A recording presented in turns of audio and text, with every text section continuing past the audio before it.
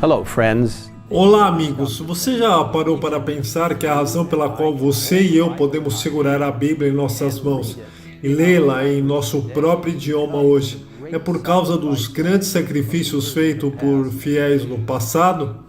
Embora as Escrituras fossem proibidas pela Igreja Romana, os reformadores não puderam descansar até que, pelo poder de Deus, tornassem a Bíblia acessível ao povo nas línguas comuns. Enquanto Lutero estava abrindo uma Bíblia fechada para o povo da Alemanha, traduzindo as Escrituras para o alemão, William Tyndale foi movido pelo Espírito de Deus a fazer o mesmo para o mundo de língua inglesa. Mais de 200 anos antes, a Bíblia de Wycliffe havia sido traduzida do texto latino, que continha muitos erros. Além disso, o custo das cópias manuscritas eram tão altos que apenas os bem ricos podiam pagar. Em 1516, contudo, Erasmo, o teólogo holandês, publicou seu famoso Novo Testamento grego, que se tornaria o padrão a partir do qual Lutero e Tyndale trabalharam na produção de traduções da Bíblia para o alemão e o inglês. Tyndale era um estudante diligente, um linguista talentoso e um sério buscador da verdade. Ele aprendeu o Evangelho lendo o Novo Testamento grego de Erasmo e pregou de forma destemida convicções próprias, insistindo para que todas as doutrinas fossem testadas pelas Escrituras. Sua pregação despertou grande interesse e muitas pessoas aceitaram a verdade. Os sacerdotes, contudo, estavam observando e assim que Tyndale deixava uma área, eles tentavam destruir o trabalho dele e muitas vezes conseguiam. O que se deve fazer? Exclamava Tyndale. Enquanto o semeio no lugar, o inimigo devasta o campo que acabo de deixar. Não posso estar em toda parte.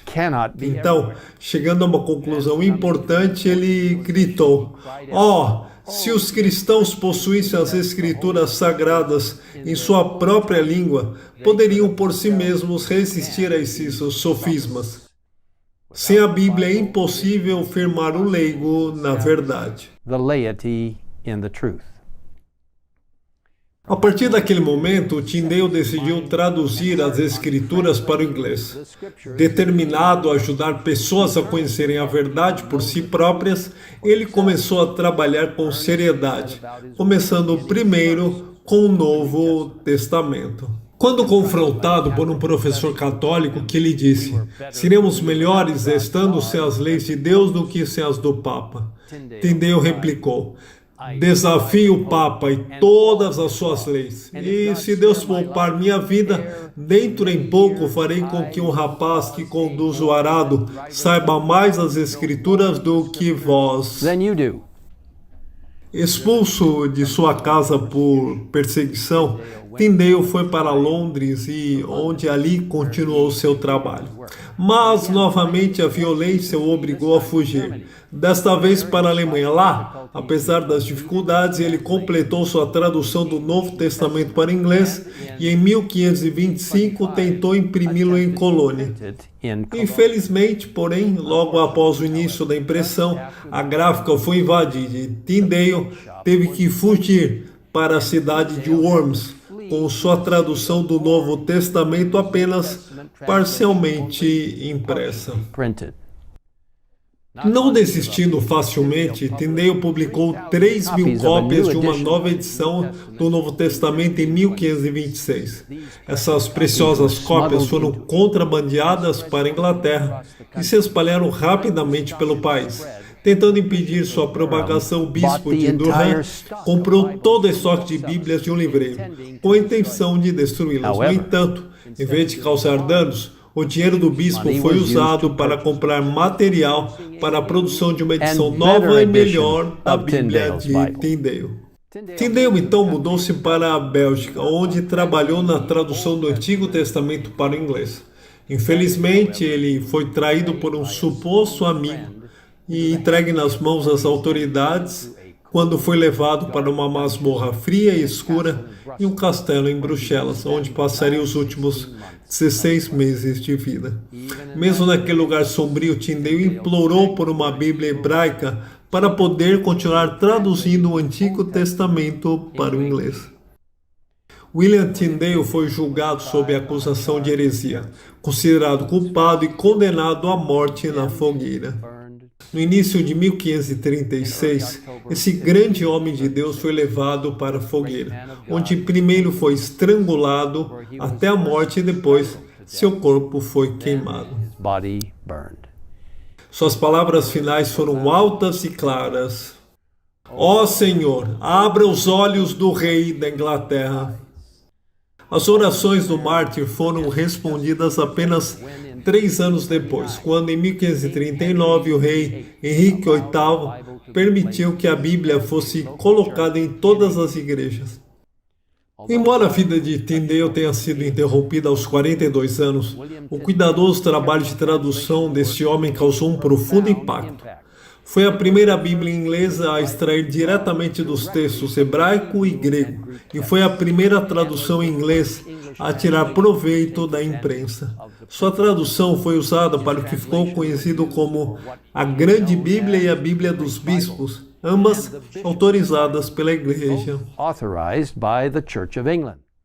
Ambas autorizadas pela Igreja da Inglaterra. E os 47 estudiosos que produziram a King James Version em 1611 basearam-se extensivamente no trabalho original de Tyndale. Uma estimativa sugere que o Novo Testamento na versão King James é 83% de palavras de Tyndale e o Antigo 76%. Deus usou esse homem de maneira poderosa para espalhar sua palavra em países de língua inglesa ao redor do mundo. E isso ainda está causando um impacto hoje.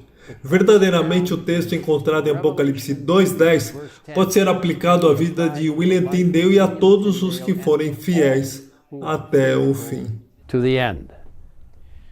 Não tenha medo das coisas que você vai sofrer. Eis que o diabo está para lançar alguns de vocês na prisão, para que vocês sejam postos à prova e passem por uma tribulação. Seja fiel até a morte, e eu lhe darei a coroa da vida.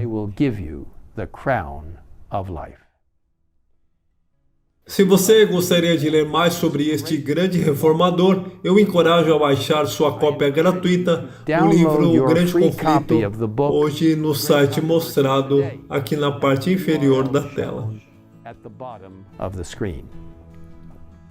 Vamos dedicar um momento agora para agradecer a Deus por William Tyndale e outros como ele, que estavam dispostos a dar tudo de si para que as pessoas pudessem ter a preciosa palavra de Deus em sua própria língua.